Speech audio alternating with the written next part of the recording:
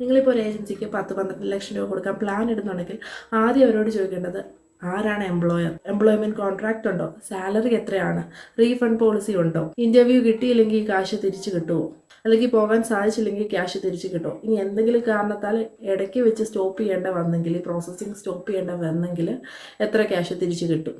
അതേപോലെ തന്നെ പേയ്മെൻറ്റ് ട്രാൻസാക്ഷൻസിനൊക്കെ പ്രോപ്പറായിട്ടുള്ള റെസിപ്റ്റ് ഉണ്ടോ, ബാങ്ക് ത്രൂ ആണോ ട്രാൻസ്ഫർ നടക്കുന്നത്. അപ്പം ഇങ്ങനെയുള്ള കുറച്ചേറെ കാര്യങ്ങൾ അവരോട് ആദ്യമേ ചോദിച്ചേക്കുക പൈസ കൊടുക്കുന്നതിന് മുന്നേ.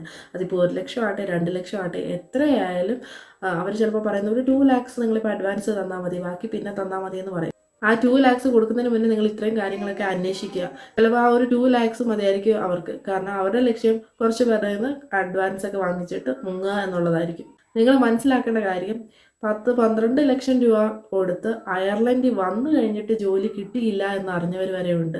എന്നിട്ട് ആ ഏജൻസിക്കാരെ കോൺടാക്ട് ചെയ്തപ്പോൾ അവർ വേറെ സ്ഥലത്തേക്ക് മുങ്ങി. അപ്പം അങ്ങനെയുള്ള ആളുകൾ വരെ ഉണ്ട്. അപ്പോൾ ഇതൊക്കെ നിങ്ങൾ അറിഞ്ഞിരിക്കുക. അല്ലാതെ നിങ്ങളിപ്പോൾ കയറി പോകുന്നു എന്ന് വെച്ചുകൊണ്ട് രക്ഷപ്പെട്ടു, ഏജൻസി ജെന്യുവിനാണ് എന്നൊന്നും വിശ്വസിക്കരുത്.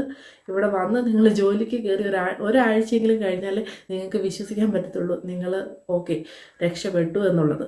അതേപോലെ തന്നെ ഇന്ന് തന്നെ അഡ്വാൻസ് കൊടുക്കണം, ക്യാഷായിട്ട് മതി, ബാങ്ക് ട്രാൻസ്ഫർ വേണ്ട, റെസിപ്റ്റിൻ്റെ ഒന്നും ആവശ്യമില്ല എന്നൊക്കെ പറയുന്നവരെ നിങ്ങൾ പ്രത്യേകം ഒന്ന് സൂക്ഷിക്കുക. സുരക്ഷിതമായിട്ട് അയർലൻഡിൽ എത്താൻ ആഗ്രഹിക്കുന്നവരാണെങ്കിൽ നിങ്ങളൊരു ഏജൻസിയെ സമീപിക്കുമ്പോൾ അവർ തരുന്ന കോൺട്രാക്ട്സും കാര്യങ്ങളും ഒക്കെ നിങ്ങൾ നല്ല ഡീറ്റെയിൽ ആയിട്ട് വായിച്ച് നോക്കുക.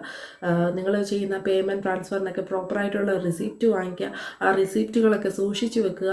അതേപോലെ ഈ ഡോക്യുമെൻറ്റ്സ് ഒക്കെ അവർ തരുന്ന ഡോക്യുമെൻറ്റ്സ് ഒക്കെ വായിച്ച് നോക്കുമ്പോഴത്തേക്ക് നിങ്ങൾക്ക് എന്തെങ്കിലുമൊക്കെ ഡൗട്ട്സ് ഉണ്ടെങ്കിൽ ഏതെങ്കിലും ഇൻഡിപെൻഡൻറ്റ് ഇമിഗ്രേഷൻ എക്സ്പേർട്സിനെയൊക്കെ കോൺടാക്ട് ചെയ്യുക, അവരുടെ നിന്ന് അഡ്വൈസ് എടുക്കുക. അപ്പോൾ ഇതൊക്കെ വളരെ നല്ലൊരു കാര്യമാണ് തട്ടിപ്പിൽ വീഴാതിരിക്കാനായിട്ട്. കാരണം ഒത്തിരി പേര് തട്ടിപ്പിൽ വീഴുന്നുണ്ട്. നിങ്ങൾ ഇങ്ങനെയുള്ള വീഡിയോസിൻ്റെയൊക്കെ കമൻറ്റ് സെക്ഷൻസ് നോക്കിയാൽ മതി. പലരും അവർ തട്ടിപ്പിൽ വീണ കഥയൊക്കെ അതിൽ തന്നെ ഷെയർ ചെയ്യുന്നതൊക്കെ ഉണ്ടായിരിക്കും. അപ്പോൾ ആ ഏജൻസിയുടെ പേരൊക്കെ അവർ അതിൽ ഷെയർ ചെയ്യുന്നുണ്ടെങ്കിൽ അതൊക്കെ നിങ്ങൾ ഒന്ന് നോട്ട് ചെയ്ത് വെക്കുന്നത് വളരെ നല്ലതായിരിക്കും.